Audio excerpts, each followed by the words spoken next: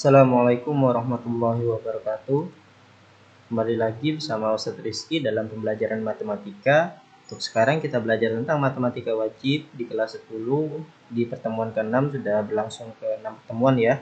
Nah, kalau misalkan kemarin itu belajar tentang pertidaksamaan kuadrat, nah sekarang kita belajar masalah-masalah dari pertidaksamaan menggunakan sifat-sifat dari pertidaksamaan kuadrat. Biasa kalau ada kendala ya kita bisa diskusi di grup yang sudah kita buat. Oke. Nah, untuk pertama konsep persamaan kuadrat itu sendiri dan bentuk umum dan akar-akarnya juga. Nah, konsep dari persamaan kuadrat ya seperti biasa, bentuk umumnya itu ax kuadrat plus bx plus c sama dengan 0, di mana a-nya ini tidak boleh 0. Kalau misalkannya a-nya 0 artinya ini hilang ya. Jadi bukan termasuk persamaan kuadrat lagi, jadi persamaan linear biasa. Oke. Sifat-sifat akar persamaannya. Nah, yang pertama nih, kalau misalkan D-nya ini determinan ya, D-nya lebih kecil dari 0, maka tidak memiliki akar penyelesaian atau imajiner. Jadi kalau misalkan kemarin kita faktorkan nih, bentuknya ini kita faktorkan kan ketemu X1, X2 nih. Kalau misalkan tidak ada penyelesaian, itu artinya X1, X2-nya tidak ada. Makanya dibilang imajiner. Syaratnya imajiner itu D-nya lebih kecil dari 0, determinannya lebih kecil dari 0. Ingat kembali pelajaran SMP ini ya kalau nggak salah. Terus lagi kalau misalkan determinannya lebih besar dari 0, maka pasti memiliki dua akar penyelesaian yang berbeda. Jadi ada X1 sama X2. Pada saat kita faktorkan nanti ketemulah X1 dan X2. Dan sebaliknya lagi, kalau misalkan determinannya itu sama dengan 0, maka memiliki hanya satu akar penyelesaian.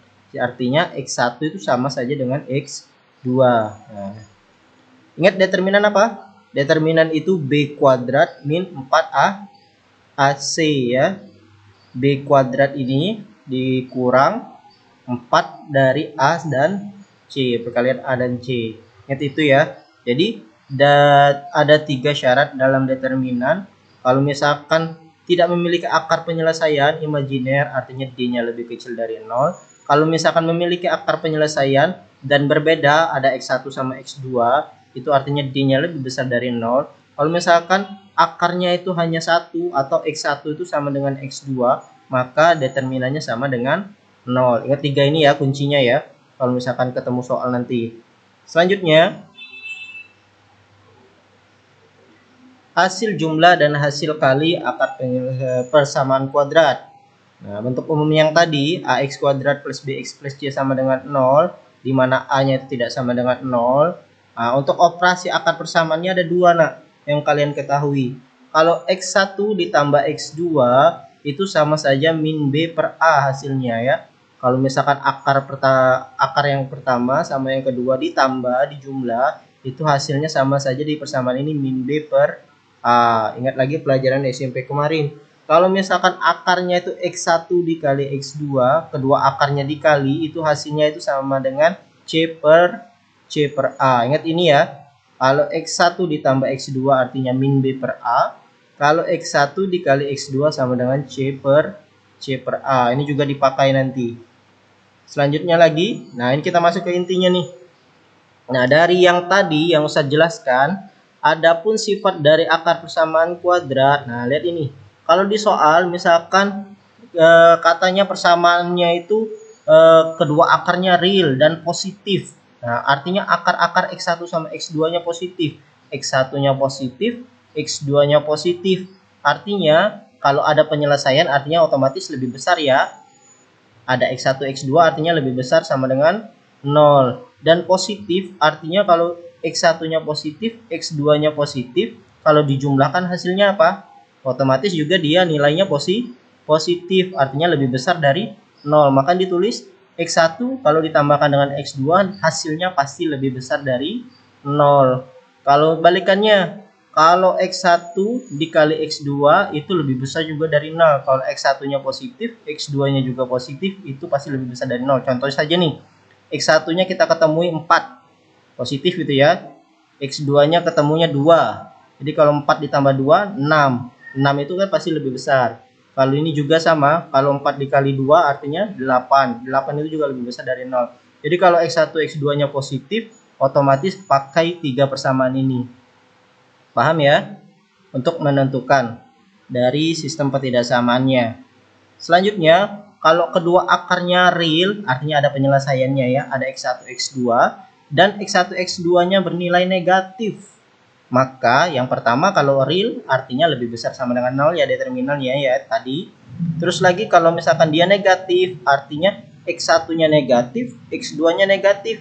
Kalau dijumlahkan, kalau min ditambah min hasilnya juga pasti negatif. Artinya lebih kecil dari 0. Contoh nih, X1-nya ketemu min 2, X2-nya ketemu min 1. Kalau dijumlahkan, min 2 ditambah min 1 sama dengan min 3. Min 3 lebih kecil dari 0. Benar ya? Artinya, kalau dijumlahkan hasilnya bernilai negatif. Lebih kecil dari 0.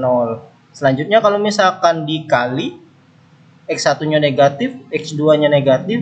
Kalau dikali, negatif ketemu dengan negatif, artinya apa? Positif. Makanya dia ditulis lebih besar dari 0. Kebalikan dari ini ya. Paham sampai sini? Jadi kalau ketemu di soal seperti ini, dilihat dulu nih yang ditanya soalnya apa. Kalau misalkan dianya punya akar persamaan dan nilainya negatif, pakai ya yang 3 ini. Kalau misalkan akarnya itu positif semua, pakailah yang ini. Selanjutnya lagi ada, kalau kedua akarnya itu real dan berbeda tanda. Kalau real artinya ada penyelesaiannya ya, D-nya itu lebih besar dari 0. Beda tanda artinya gimana? Kalau beda tanda ada X1-nya positif, X2-nya negatif. Kalau positif dikalikan negatif hasilnya negatif. Contoh, min 2 sama 3. Min 2 dikali 3 min 6. Makanya min 6 itu lebih kecil dari 0, benar ya? Artinya kalau misalkan dikalikan hasilnya itu pasti lebih kecil dari 0 atau bernilai negatif. Sampai sini paham? Lanjut lagi. Kalau misalkan ada sifatnya, kalau kedua akarnya berlawanan. Berlawanan artinya apa? X1-nya sama dengan min X2. Ini tetap karena punya akar penyelesaiannya. Kalau punya akar penyelesaian artinya D-nya lebih besar dari 0. Kalau X1 sama dengan min X2, kalau kita ubah menjadi apa? Menjadi X1 ditambah X2 itu sama dengan 0. Pakai sifat ini kalau misalkan diketahui kedua akarnya berlawanan. Dan lagi yang terakhir, kalau kedua akarnya berkebalikan, artinya ada penyelesaiannya juga tetap D-nya lebih besar dari 0. Karena berkebalikan artinya X1 sama dengan 1 per X2. Kalau kita jabarkan sama saja dengan X1 dikali X2 sama dengan 1. Pakai ini. Paham ya? X1 kali X2 tadi apa? X1 kali X2 itu C per A. Kalau X1 tambah X2 itu apa? Min B per A. Sampai sini paham ya? Nah, ada banyak soal di buku itu, ada contoh-contohnya juga, boleh dibuka di bukunya ya. Nanti Ustadz Ustadz infoin halaman berapa nanti. Nah, Ustadz ambil satu contoh saja. Contoh soalnya Ustadz kerjakan latihan 2 di halaman 55 di bagian A nomor 2. Boleh dibuka, sekalian langsung kita kerjakan ya. Ini soal pilihan ganda. Soalnya seperti ini. Batas dari A agar persamaan kuadrat X kuadrat dikurang 2 ditambah 2AX ditambah 3A ditambah 3 sama dengan 0 mempunyai akar-akar tidak real atau imajiner adalah, nah jadi batas A-nya ini agar nilainya itu imajiner. Tahu imajiner tadi? Artinya D-nya itu harus lebih kecil dari 0. Buka lagi tadi ya. Nih. D-nya, nah nih. Nah, kalau imajiner artinya D-nya lebih kecil dari 0, tidak memiliki akar penyelesaian. Jadi gimana itu? Pakai sifat yang tadi. Nah, penyelesaiannya artinya apa? Syarat imajiner itu D-nya lebih kecil dari 0. Masukkanlah D itu tadi apa? Min B kuadrat min 4AC itu harus lebih kecil dari 0. D-nya ini ya. Masukinlah B-nya di soal apa? Min 2 ditambah 2A. Ada minnya ya, negatifnya ya. Tetap kita tulis negatif 2 ditambah 2A. Terus dikuadratkan. Dikurang 4. A-nya 1 ini. C-nya berapa? C-nya ini 3A ditambah 3 lebih kecil dari 0. Jabarkanlah ini. Pertama yang ini dulu ya. Min ini ya, buka kurung dulu yang ini. Min dikali 2 jadi min 2. Min dikali plus 2A jadi min 2A. Hasilnya apa? Min 2 min 2A dikuadratkan dikurang. Ini langsung kita operasikan. Min 4 dikali 3A jadi min 12A. Min 4 dikali 3 jadi min 12. Ini kan kali 1 ya. Selanjutnya pecahkan ini akarnya nih, yang kuadratnya. Nah, hasilnya itu 4 ditambah 8A ditambah 4A kuadrat. Hasil dari yang atas ini ya, kalau dijabarkan. Yang ini tetap min 12A dikurang 12. Kita rapikan nih. 4A kuadrat nggak ada ya, tetap. Terus ini yang A sama A. 8A dikurang 12A menjadi min 4A. Terus 4 dikurang 12 menjadi min 8. Lebih kecil dari 0. Nah, bisa kita bagi, kita sederhanakan sama-sama dibagi 4. Hasilnya apa? A kuadrat min A min 2 lebih kecil dari 0. Seperti yang kemarin ini. Sudah ketemu ini ya persamaan ya, pertidaksamaan kuadrat. Nah, pertemuan kemarin jadi gimana? Kita carilah akar dari persamaan kuadrat ini. Maka hasilnya A dikurang 2 difaktorkan sama A ditambah 1 sama dengan 0. Diubah dulu tandanya, jadikan persamaan ya. Dapatlah hasilnya A-nya itu sama dengan 2, A1-nya 2, A2-nya sama dengan min 1. Nah, lanjut. Untuk menentukan daerah penyelesaiannya seperti apa? Bisa menggunakan apa tadi kemarin? Menggunakan garis bilangan. Batasnya 2 sama min 1 ya. Di sini min 1 sama 2. Karena lambangnya tidak lebih kecil, bukan lebih kecil sama dengan, artinya pakai bulat ini ya. Menandakan apa? Bahwa min 1 sama 2 itu tidak termasuk penyelesaian juga. Beda dengan kalau ada sama dengan. Kalau ada sama dengan artinya hitam tebal bulatnya ini. Lanjut lagi, untuk menentukan daerahnya, boleh dicoba dengan satu titik saja. Misalkan Ustadz contohkan satu titik di antara ini ya. Daerah 2-nya ada 3 ya. Antara ini atau ini. Jadi kita pakai aja daerah di sini apa nilainya, kita buat aja 0 di sini ya. Masukkanlah 0, pakai dari sini aja. 0 kuadrat dikurang 0 dikurang 2 lebih kecil dari 0. Jadi min 2 lebih kecil dari 0, benar nggak? Min 2 lebih kecil dari 0 itu benar ya pernyataannya, artinya bernilai negatif. Inilah penyelesaiannya. Atau bisa juga kalau misalkan cara cepat tanpa menggunakan gambar, kalau misalkan ini positif dan nilainya itu pertidaksamaannya lebih kecil, itu pasti daerah penyelesaiannya antara.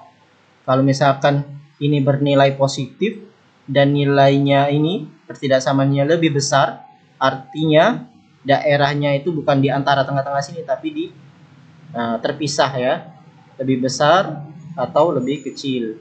Kalau ini di tengah-tengahnya. Di situ paham ya? Lanjut, jadi himpunan penyelesaiannya apa? Himpunan penyelesaian A di mana A-nya itu lebih besar dari min 1 dan A-nya itu lebih kecil dari 2. Atau bisa juga dibilang A-nya itu antara min 1 dengan 2. Jawabannya A kalau di bukunya. Nah, masih banyak lagi soal-soalnya, tergantung apa di soal. Kalau di sini pakai sifat tadi tidak real ya atau imajiner, artinya pakai sifatnya D-nya lebih kecil dari 0. Kalau misalkan ditanya ternyata memiliki akarnya memiliki 2 akar yang real dan juga bernilai positif, artinya pakai yang tadi, ada sifat tadi, ada 3 ya, jadi pertidaksamaannya.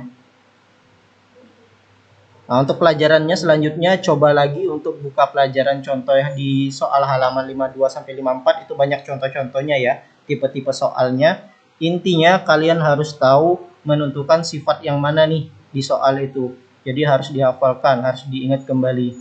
Kalau X1-nya positif, X2-nya positif, maka apa nanti? Apakah lebih kecil dari 0, apa lebih besar dari 0? Nah, untuk soalnya, lanjutkan Ustadz ambil 2 soal saja. Di buku kalian itu halaman 55 nomor 4 dan halaman 56 nomor 6 ya. Jadi 2 soal, silakan dicoba kerjakan. Di situ juga sudah diketahui apa yang ditanya, sifat-sifatnya apa di sana ya. Nah, nanti menggunakan sifat apa itu. Nah, silakan dicoba dulu. Kalau misalkan ada kendala dalam penyelesaiannya, bisa menghubungi Ustadz atau kita berdiskusi langsung di grup ya. Ini ada kutipan dari Imam Syafi'i mengajarkan kepada kita bahwa belajarlah ilmu hitung agar kuat nalar. Jadi matematika itu diperlukan juga untuk mengasah otak kita dalam penalaran. Dan juga belajarlah sastra. Sastra ini bisa berupa budi pekerti, agama, agar halus budimu. Paham ya sampai sini? Ustadz tunggu jawabannya. Terima kasih. Assalamualaikum warahmatullahi wabarakatuh.